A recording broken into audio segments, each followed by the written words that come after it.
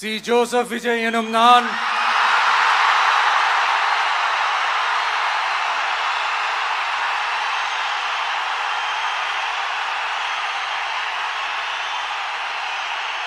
சட்டப்படி அமைக்கப்பெற்ற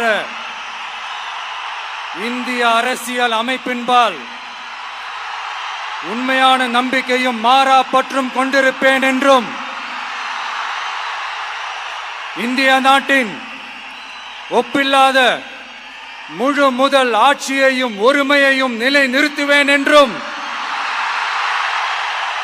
தமிழ்நாட்டு அரசின் முதலமைச்சராக உண்மையாகவும் உளச்சான்றின்படியும் என் கடமைகளை நிறைவேற்றுவேன் என்றும் அரசியல் அமைப்பிற்கும் சட்டத்திற்கும் இணங்க அச்சமும் ஒருதலை சார்பும் இன்றி விருப்பு வெறுப்பை விலக்கி பலதரப்பட்ட மக்கள் அனைவருக்கும் நேர்மையானதை செய்வேன் என்றும் ஆண்டவன் மீது ஆணையிட்டு உறுதிமொழிகிறேன்.